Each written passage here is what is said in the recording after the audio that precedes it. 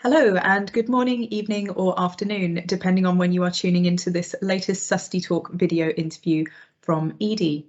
Our Susty Talks video interview series was started in early 2020 during what was lockdown number 1 for us here in the UK and has continued ever since to keep us all connected to the sustainability conversation and hopefully to catch up with old faces and meet new faces.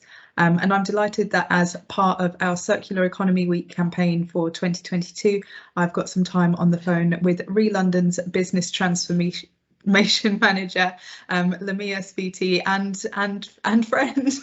Yeah, furry friend.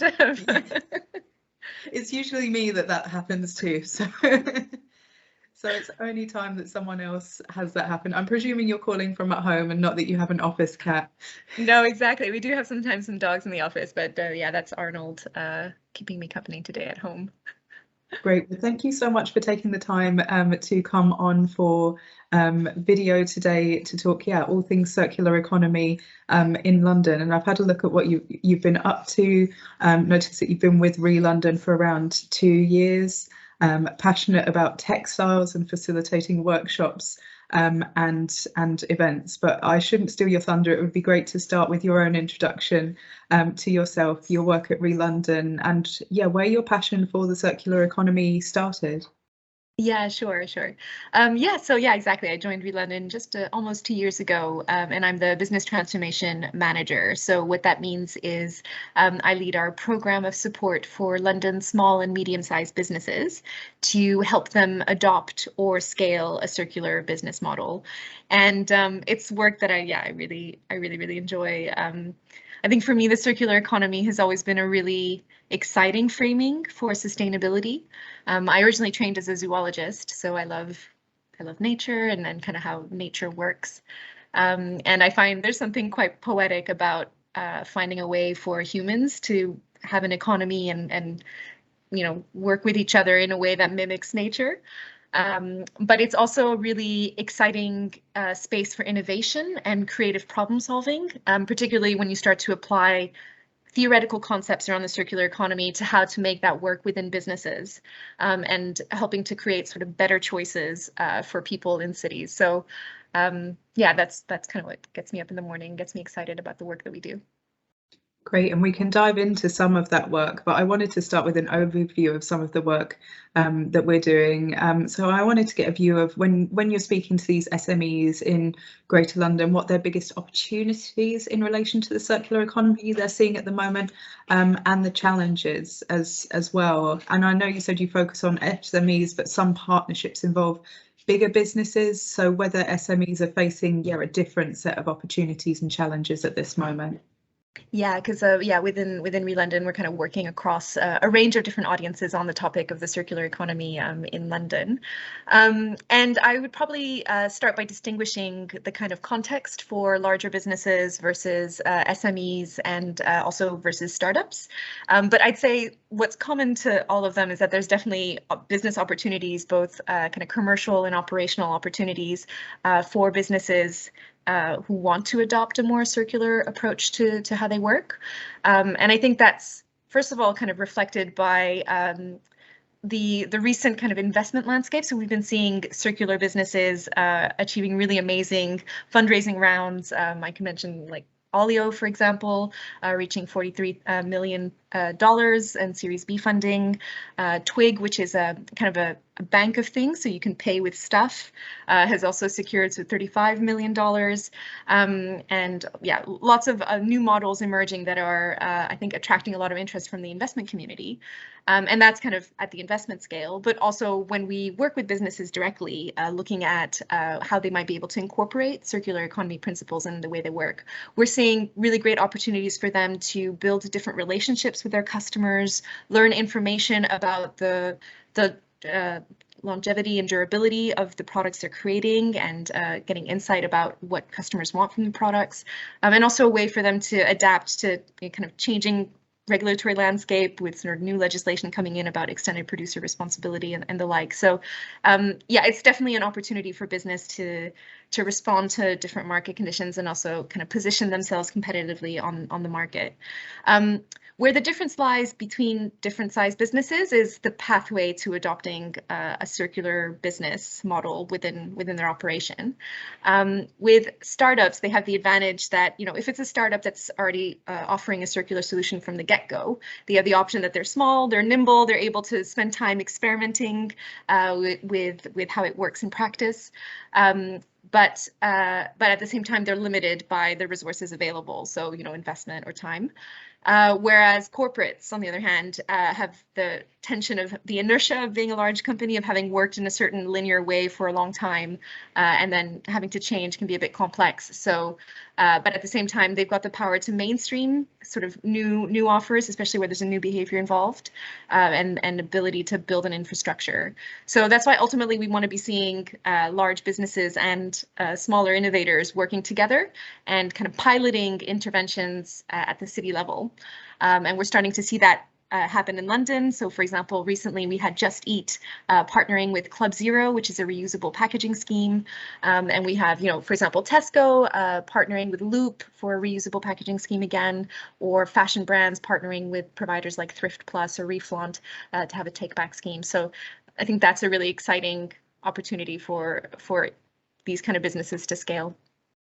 Yes, and partnerships is absolutely crucial. Working together is what I wanted to come on to for the next part. Obviously, circular economy is not about one business doing one thing. It's about changing systems. Obviously, ReLondon is working to change like a citywide system, and as you say, partnering SMEs, startups, scale-ups, big businesses, local authorities. And we hear so much talk about partnerships on our events, partnerships obviously being the 17th Sustainable Development Goal, but we keep getting asked about advice for forming and continuing good partnerships. So partnerships that deliver good outcomes, or if they don't, that can be pivoted and have benefits for everyone taking part. So seeing as this is something you specialise in, I wanted to get your advice on forming a great circular economy partnership. Yeah, so I think the first step is for each of the parties, or for anyone interested in a partnership, to really gain clarity about the motivations they have and the opportunities for exploring circularity, and kind of understanding what can be gained from taking a more circular approach to their business. And that helps to kind of set a framework to find common objectives and common points to connect on. And so what we try to do around that is, for example, through our advisory services with businesses, really help to translate how circular economy principles are relevant to their business, and what the specific opportunity is for their business. And we also try to make data and information available on where the opportunities lie in the system. So for example, we recently launched a report on food material flows in London. So the food coming into London, how it's used and what happens at the end, to identify what are the hotspots basically for action at London level. And that sort of gives a starting point to be able to convene different partners around it. And that kind of brings to the next point, is to also then create a forum for connection. So making sure, if you're interested in partnership, find those forums where you can actually have the conversations and start to identify those connections. So what we're doing at ReLondon is, off the back of our food material flow analysis report, convening a roundtable to bring together the food supply chain to kind of discuss what are the kind of actions that could be taken to address those hotspots. But we're also creating an online platform to connect small businesses in the circular economy space, helping them find those connections and partnerships as well. And then the last, if once you've identified someone with a common objective, is to really not be afraid to just test different approaches, and kind of rethink also your relationship with other players. So for example, someone you might have thought is a competitor might actually be a really important partner. And we're seeing that a lot in circular economy space, where we're needing to redesign the infrastructure in some cases, the logistics, for example, behind take back, and having different businesses who have a common aim of implementing a take back scheme actually partner together to do that, can create a lot of benefits for them. Yeah, I did want to come on to this benefits piece really, because we're obviously speaking at a time where for a lot of us it is hard to be optimistic and to look on the bright side. It's a very challenging time for businesses. So after lockdowns for on and off for two years, we're now in the UK heading to recession, a big chunk of the general public saying, you know, we're going to have to cut back on our costs this year, still hybrid working, changing the ways that we interact with towns and cities as well. So I wanted to get your view on how the current financial outlook in the UK is shaping the approach to the circular economy. As you mentioned, there is a good investor landscape for some solutions, and some consumers are still really looking for this, but in other areas there might be challenges, and some people may need to take a step back if their financial situation has changed. So yeah, what is going on regarding investors and consumers and partnerships at this particular moment in time? Yeah. So I'd say, so the circular economy, the way we look at it is it's a tool and can always be adapted to the local context, and actually should be adapted to the local context. So that's why at ReLondon we have a circular business model framework, which talks about different flavors of circularity that businesses, like different strategies in essence, that businesses can take to embed circularity into their model. And what the macroeconomics or the kind of macro context does is it shifts which strategies are more relevant or offer greater opportunity to a business at any given time. So, you know, for example, a business might be interested, like a product-based business might be interested in introducing a return scheme so that they can build a repeat relationship with their customers and learn information about their product design. But, you know, that will need to be kind of counterweight against any increasing cost in terms of the logistics and the transport of doing that. So at any given time, you kind of have to consider multiple factors. But I think that's also the beauty of the circular economy, is that it's not a one size fits all. There's lots of opportunities, and even something as simple as sort of a refill food systems or packaging-free groceries there can be many flavors of that available, and different ones will be relevant in different contexts. So we're seeing a really growing space in refill solutions in London, whether that's sort of grocery deliveries from home or actually going in shops, and each of them will cater to different needs and have different price points and different interests across the audience. So I'll say yes, the circular economy is very ready to be adapted to different contexts, and I think is always relevant regardless of what's going on at a macro scale. And you know, we've seen that anyway in the last 2 years with circular economy being repositioned. With COVID-19, for example, we've seen a lot of interest from the local authorities here in London and the GLA as well around how circular economy can be used to create new jobs, make sure we build a resilient economy to have a green recovery, or also for the circular economy to be used in placemaking and creating sort of unique neighborhoods where people are proud and engaged to live in. So it can have lots of different outcomes and benefits. Yeah, and I think that selling the benefits is really important. So I've been on the ReLondon website, and that states that part of the mission is to prove that businesses can succeed while making the best use of resources and reducing their material impacts. And there's different kinds of success. In addition to the one that you mentioned, there might be cost efficiencies or new revenue opportunities from new innovation. So it's not just a case of, oh, this is an upfront cost and more resources upfront. I feel like that comms piece is really important at the moment.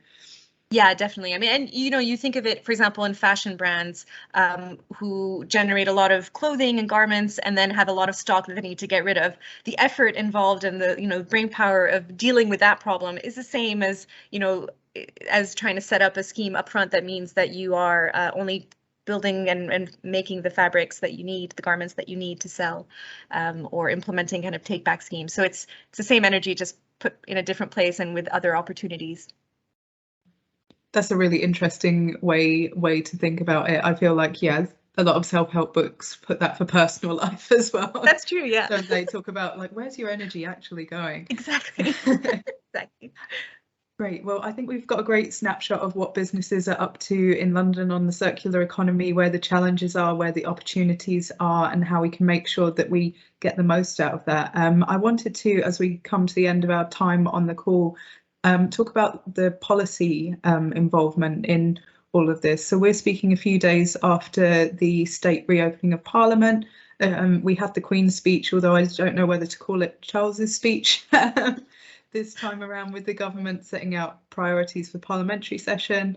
There were a few mentions of energy, as you'd expect, and net zero, but nothing really jumped out for me in terms of resources. And we're seeing that the waste and resources strategy is going forward, but that COVID's put some spanners in the works there. So I wanted to get your thoughts on the role you'd like to see government playing in fostering circular economy systems, so specifically in cities, given your work. Yeah, and it's really important not to forget that the circular economy is a key lever for tackling issues like climate change, because 45% of emissions are embedded in the way what we make and what we use and what we get rid of.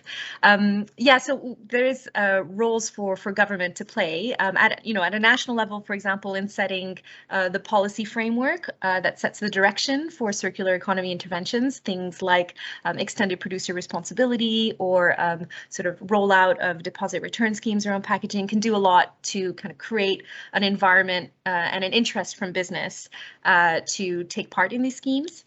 And equally, we're already seeing actually in London a lot of interest from local government as well to leverage innovation in the private sector to deliver outcomes using the circular economy as a way to create job opportunities and placemaking, a little bit like what I was saying earlier.